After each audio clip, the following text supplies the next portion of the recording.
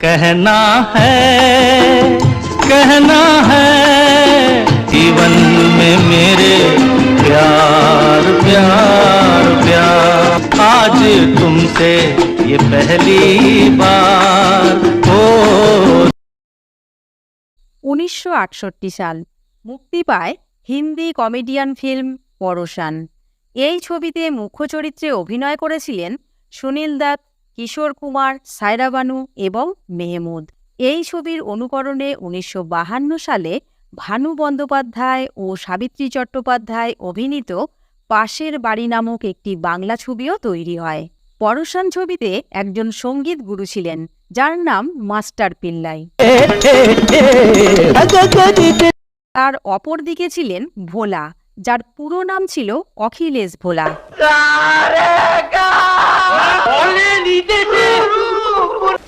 भोले गुरु तू नीचे क्या कर रहा है रे गुरु। এরা দুজনেই একজন সুন্দরী ও কৌতুকপূর্ণ নারী বিন্দুর প্রেমে পড়ে। মাস্টার পিল্লাই ও ভোলা বিন্দুর এমন প্রেমে পড়ে যায়, তার ভালোবাসা পেতে এরা দুজনে যে কোনো কাজ করতেও রাজি ছিলেন। অপরদিকে বিন্দু এদের কাছ থেকে নিস্তার পেতে দুজনের মধ্যে একটা গণ্ডগোল বাঁধিয়ে দেওয়ার চেষ্টা করে। বিন্দু তখন ভোলাকে বলে, তুমি যদি এত বড় গায়ক হও তো মাস্টার পিল্লাইকে হারিয়ে দেখাও। এরপর বিন্দুর প্রেমে হাবুডুবু খেতে থাকা ভোলা মাস্টার পিল্লাইয়ের সঙ্গে চ্যালেঞ্জ করে বসে। এর ফলে ভোলা নিজেই নিজেকে বিপদে ফেলে দেয়। ভোলাকে এই সমস্যা থেকে বাঁচানোর জন্য তার বন্ধু বিদ্যাপতি ও অন্যান্যরা এগিয়ে আসে। এরপর গানের প্রতিযোগিতা শুরু হয়। মাস্টার পিল্লাই ও বিন্দুকে বোকা বানানোর জন্য বিদ্যাপতি ভোলার পিছনে লুকিয়ে থেকে প্লেব্যাক সিঙ্গিং করে, আর ভোলা তার সঙ্গে লিপ মিলিয়ে গান গাওয়ার কেবল অভিনয় করে যায়। এদের কাছে মাস্টার পিল্লাই ও বিন্দু দুজনেই বোকা বনে যায়, আর শেষ পর্যন্ত মাস্টার পিল্লাই ভোলার কাছে গান গাওয়ার প্রতিযোগিতায় হেরে যায়।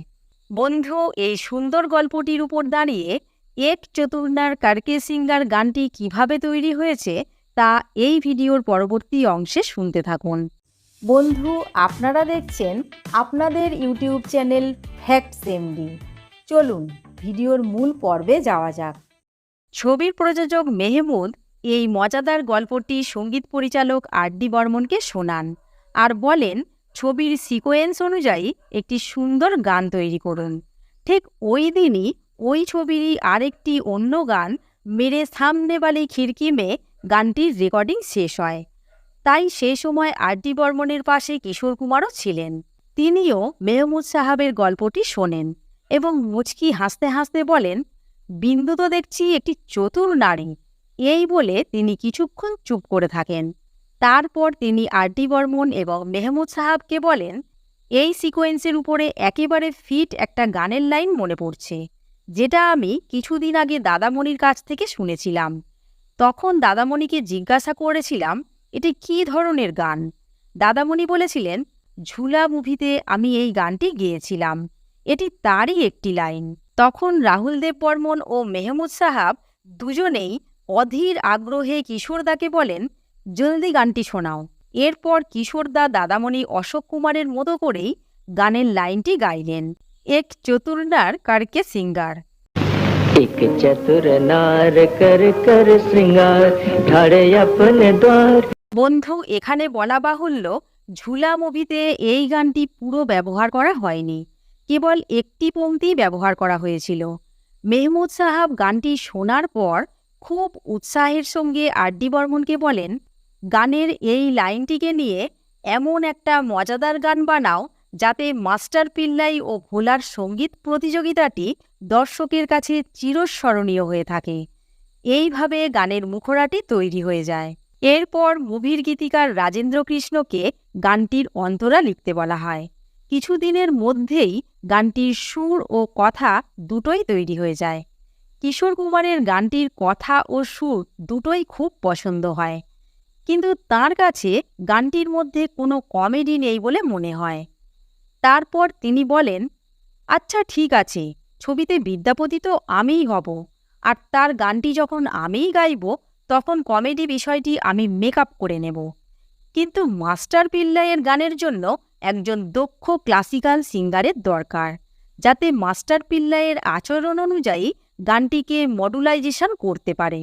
তখন মাস্টার পিল্লাইয়ের গানের জন্য মান্না দেকে ঠিক করা হয়। এই প্রস্তাব নিয়ে আর.ডি. বর্মন মান্নাদের কাছে যান এবং গানের সিকোয়েন্স অনুযায়ী প্রতিযোগিতায় কিশোর কুমারের কাছে মান্না দেকে হেরে যেতে বলেন। এই কথা শোনা মাত্র মান্না দে বলেন, পঞ্চম, তুমি একই কথা বলছো? আমি কি গায়কী জীবনে এত খারাপ অবস্থায় চলে এসেছি নাকি যে কিশোর কুমারের কাছে ক্লাসিক্যাল গানে হেরে যাব? আমার পক্ষে এই গানটি গাওয়া একেবারে সম্ভব নয়। এই কথা শুনে রাহুল দেব বর্মন ফিরে এসে মেহমুদ সাহাবকে সব কথা বলেন। মেহমুদ সাহাব পরের দিন আবার মান্নাদের কাছে যান। তিনি মান্নাদেকে বুঝিয়ে বলেন, দাদা, এই গানে আপনি তো হেরে যাচ্ছেন না, গানের চরিত্র মাস্টার পিল্লাই, সে তো হেরে যাচ্ছে, এখানে আপনার কোনো সম্মানহানিই হচ্ছে না। দাদা, প্লিজ আপনি একটু রাজি হয়ে যান। এরপর মান্না দে ব্যাপারটি বুঝে গানটি গাইতে রাজি হয়ে যান। এর কয়েকদিন পরে মান্নাদের কাছে আর.ডি. বর্মনের ফোন যায়। তিনি মান্না দেকে তার পরের দিনই তার বাড়িতে রিহার্সাল করার জন্য ডাকেন। পরের দিনই মান্না দে যথাসময়ে আর.ডি. বর্মনের বাড়িতে পৌঁছে যান। সেখানে কিশোর কুমার আসতে দেরি করায় মান্না দে গানের কথা ও সুরটি বুঝে নিচ্ছিলেন। এমন সময় আর.ডি. বর্মনের কাছে কিশোর কুমারের ফোন যায়। আর.ডি. বর্মন ফোন রিসিভ করলে কিশোর কুমার ফোনটা মান্না দেকে দিতে বলেন। মান্না দে ফোনটি ধরলে কিশোর কুমার বলেন, দাদা, আমার মা আপনার সঙ্গে একটু কথা বলবে।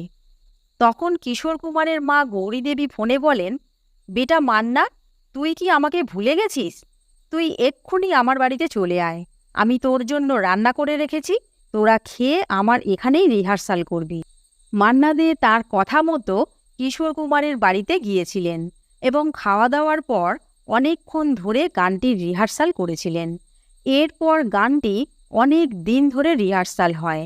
প্রতিদিনই গানটির কোনো না কোনো তাল ও ছন্দ বদলে যেত।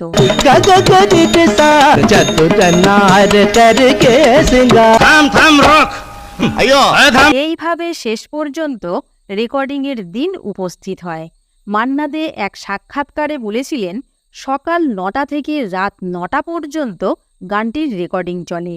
গানটি জটিল থাকার জন্য গানটিকে 2টি ভাগে রেকর্ডিং করা হয়। क्यों गोरी ध्यान तेरे काका का क्यों शोर मचाए पे सारी दुनिया वारी उस नारी का दासन बन जो। কিন্তু কিশোর কুমার গানটি চলাকালীন এমন কতগুলি শব্দ নিজে থেকেই প্রয়োগ করেছিলেন যেগুলি গানটির কথাতেই ছিল না। এতে উপস্থিত সকলেই অবাক হয়ে গিয়েছিলেন, কারণ কিশোরদার তাৎক্ষণিক বানানো কথাগুলো গানটির সঙ্গে খাপ খেয়ে গিয়ে গানটিকে আরও মধুর করে তুলেছিল।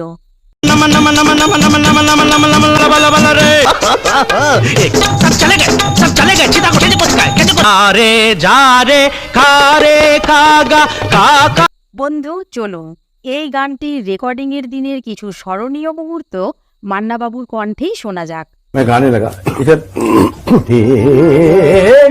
मैं जैसे खत्म किया तो उधर से ए टेढ़े किशोर शुरू हो गया। यानी जो कुछ मैं कर रहा था वो बिल्कुल ऐसा हमारे ऊपर हावी हो गया। पंचम ने बोला काटो मत, होने दो होने दो होने दो। अच्छा। यानी कुछ देर बाद काटा उन्होंने। एंड रिजल्ट देखिए क्या टेरिफिक।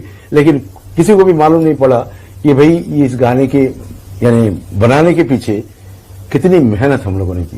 ঠিক একদম তাই। গানটি যেন একটা পুরনো ওয়াইন, যত দিন যাবে তার নেশা ও মাধুর্য ততই বাড়তে থাকবে। বন্ধু, এই ছিল পরশান মুভির এক চতুর্নার গানটির সৃষ্টির গল্প। এতক্ষণ আমাদের সঙ্গে থাকার জন্য আপনাদের আন্তরিক ধন্যবাদ। আবার আপনাদের কাছে শীঘ্রই ফিরে আসছি নতুন কোনো অজানা তথ্য নিয়ে।